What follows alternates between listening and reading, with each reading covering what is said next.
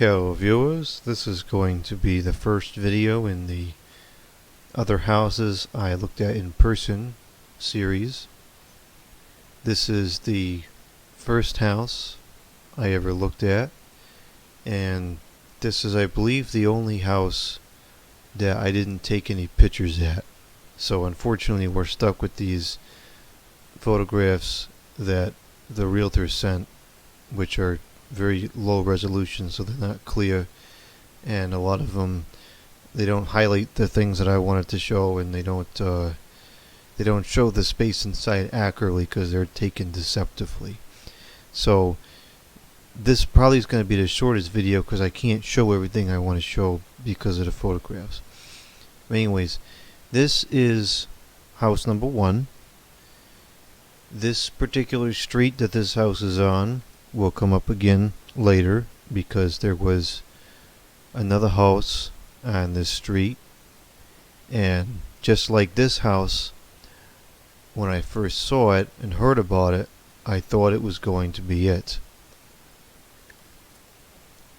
I first saw this house months ago on the computer before I had the mortgage approval and everything. This is going months and months back. It was already well into the period of time where houses were disappearing within 12 to 18 hours of being listed. So this one show up, and it stays on the market for months. Didn't quite understand why, had some theories, but once I got in there it kind of became clear as to what the problem was. But this house shows up, and it's priced high. I can afford it, but it's high, even considering the context of the housing market at the time. It was still kind of on the high side. So what I liked about the outside was it just was very aesthetically pleasing to me. I liked the brick on the chimney and the brick on the addition. I liked the Hasta line in the driveway and a nice landscaping out and around. You can see here we had some problems with the roof, particularly on the left side. It's grungy and probably some rot in certain areas. Some problems that show up here. The roof is one. This is a street over here, and it's not a main highway necessarily, but it's a very well traveled road. The sound of the traffic was audible. It did vary, so like it would get bad when everybody's coming to work or going home, and then it would kind of calm down on the off time. So it was tolerable, but there was a lot of street noise, which I didn't like. And the cars would go pretty fast, which is dangerous. Now you could fix it. You could put a fence. You could put some bamboo to keep the sound down. So that's not a deal breaker, but that was undesirable. There, of course, is another street going this way, which is what the driveway is attached to. That street was fairly quiet, although it did get a fair bit of traffic too. But the good thing was, because it was on the corner, the intersection was over here, the street goes like that. The cars were usually either accelerating or decelerating from the turn, so they weren't like whipping around, but still not ideal. But you got this nice flat paved driveway in good condition, and it's aesthetically appealing from the outside. You have the garage here, which, although the door is a 1-car garage, and it's not a 2-car garage, but the door is a 1-car garage, and then it extended several feet over. So it was a very large 1-car garage. You could put the car in and still have ample space on either side to work around, plus front and back. It was so big that the laundry equipment was actually here on the left side, and you can see the vent for the dryer. Although that whole situation I don't understand because there was no insulation or heat in that garage. So I don't understand how there was plumbing in there, because it would just freeze up. Anyway, so that's that. So there is that. That's the garage. I think that's pretty much all there is to note about the outside. It's not in the photographs, but over here in the front yard, beautiful tall evergreen trees. Those would have been nice to have.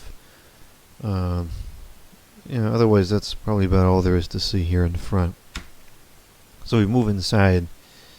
This is the dining room, and this window here is the one that we was seeing. That's this window here, so this is looking out to the street. And this is a really nice room. I like this wallpaper that was throughout the hallway and the living room, or not the living room, the dining room. Not shown in the photographs, but on this side of the dining room there was a nice old paneled wall with built-in shelves, and then the staircase went up. This was a Cape style house, which I always kind of like those. They have a nice cozy feel to them. Really nice fireplace with the brick. Again, I like the brick. Nice wood mantle. The fireplace, I believe, was gas. It was a propane. It wasn't natural gas. There's no gas on the street, but there was a propane tank in the back. Now this photograph is very deceiving, because this table is square and it looks completely rectangular, and this room looks huge. This room is tiny. The fireplace was maybe 6 feet wide, and on either side of it was maybe 3 feet. Very small for a dining room. But it was okay, because the way this was designed, which was something else that I liked, you could extend the table into the kitchen if you needed to, and you could create more dining space. So here's the wall that you can't see. It's just out of the frame. They didn't photograph it. But so here was the dining room, which I liked. You have your potential for a dual ceiling fan install here. Could have done a nice archway or something else here that's a little bit more appealing. And then we move into the kitchen here, and then this room was an addition, I guess, and it looks like it was. It's kind of confusing, because I guess there was no living room in this house, unless there was originally no dining room. That's probably what it was. This here was probably the living room, and there was no dining room, because the kitchen was I guess it was eat-in size. So that's probably what it was. They added this as a dining room. I mean, as a living room, and then repurposed the living room for the dining room. So this is that room. This room has high ceilings, which was one of the things that I really wanted, which I didn't think I was going to be able to get, because it's very hard to find a house with high ceilings that's reasonably priced, because all the normal style houses around here typically don't have them. So you have to have a custom build or an addition to get it, and both of those things typically jack up the price pretty good. So that was another reason why I was holding on to this house, because it had the high ceilings. Now it would definitely need some cosmetic work. There was a lot of paint damage done in here. They're painting stuff, but it could really be a nice room. You could do 2 ceiling fans, one on this beam and one on this beam. That was some kind of I think an old Lasco fan, or maybe a Fasco, something like that. This led out to the garage, and this was the kitchen here. This was a kind of a dilapidated, like, afterthought bathroom, half bathroom. And this room, it was kind of narrow, but I didn't think it was too bad. I did like this here. I thought this was really neat. I could definitely see myself sitting over here a lot, like if the Christmas tree was over here, you know, something like that. It's got some paneling in this room.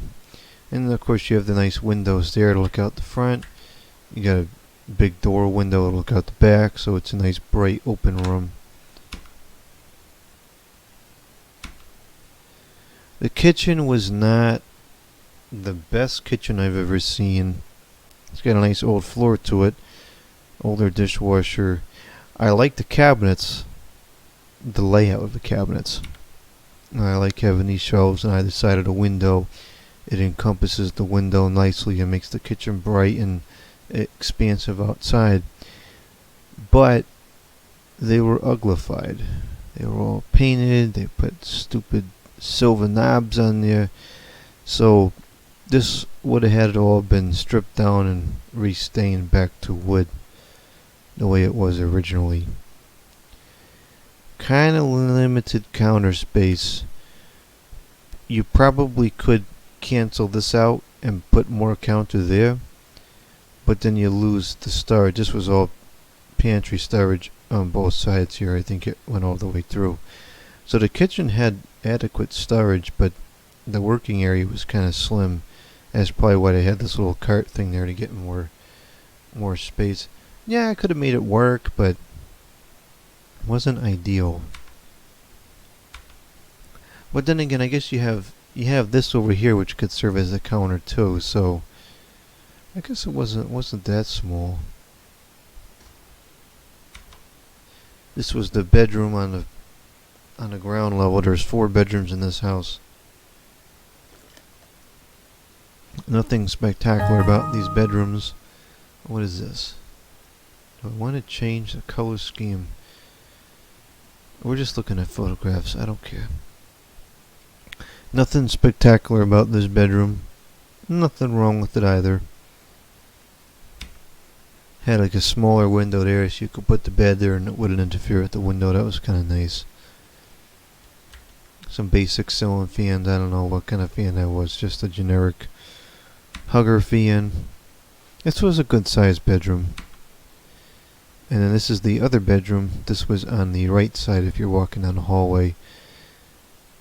This one, again, nothing wrong with it. Just a nice basic bedroom. I think it was the same fan, but this one had oak blades. The other one I think it was painted, but I'm pretty sure these were the same fans. None of the trim in this room was painted, so that was good. And both of these rooms were a pretty decent size. This was the bathroom. The bathroom stunk. It was all like cheesy white junk, recently painted. Functional, but not my preference at all. And then this was the upstairs. The upstairs was finished off, so you have the really low ceiling bedrooms. You know, one on either side. And these were nice rooms. They had no paint damage to these rooms. Some old junk was left up here. This was a closet here, and it had nice woodwork at the top. And then there was the attic hatch, but I don't think there was any way to really get up there. There would be a decent amount of crawl space up there, maybe 1 or 2 feet perhaps. Not really useful for anything, but you may need to get up there for servicing stuff at some point. And then this is the other bedroom on the other side. Nice old carpet, although who knows what kind of condition it was in. And then you had your crawl space storage over here, which existed on the other side, I believe, as well. This was the yard.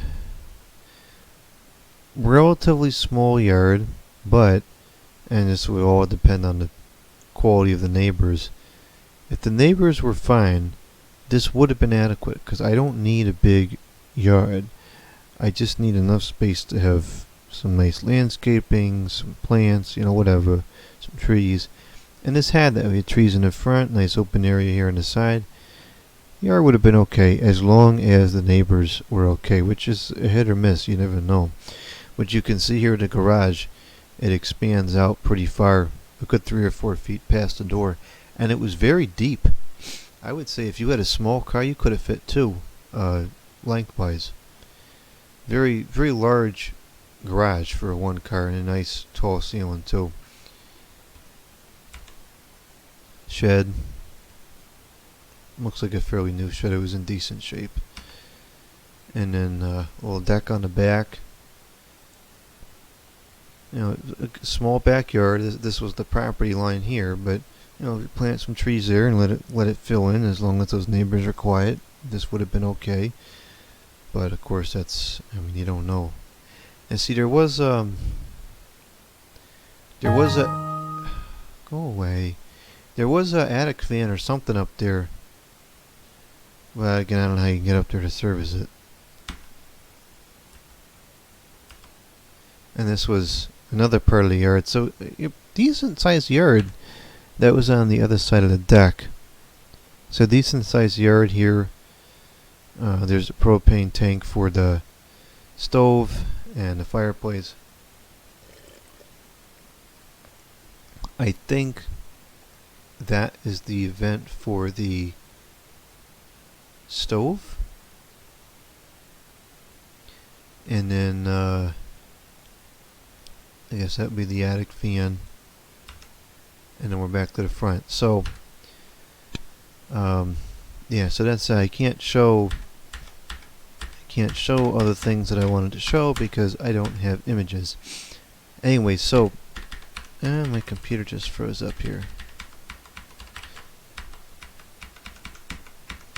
So the reason why I thought this was going to be the house was because right after I got my mortgage approval, it come back on the market because it had been there for months and months and months.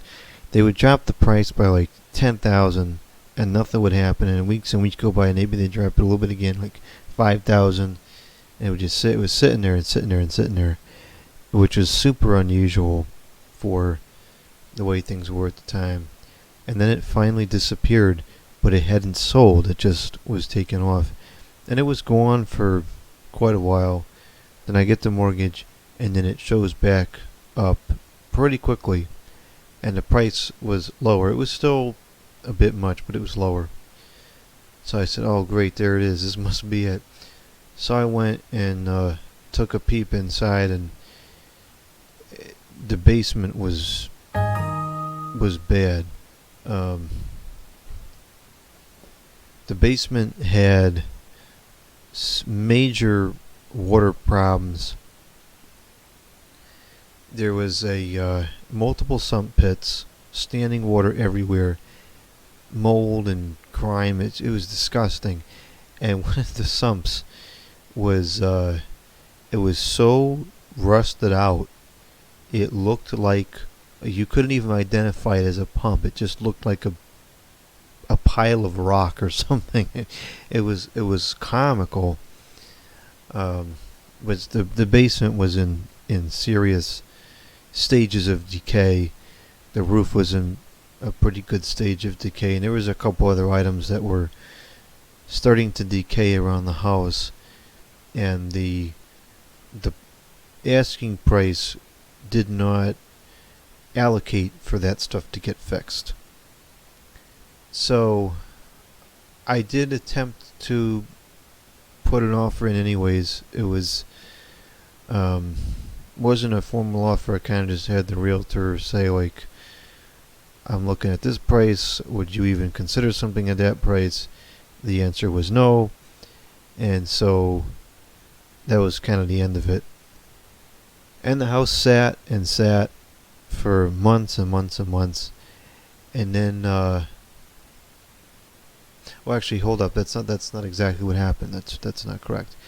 The first time I went, I did not put an offer in because the price was just so far-fetched compared to the problems. Months and months and months and months later, it's still sitting there going down real slow every couple weeks, or months even. And then I went back and looked at it a second time, and that was when I kind of put that soft offer, if you will.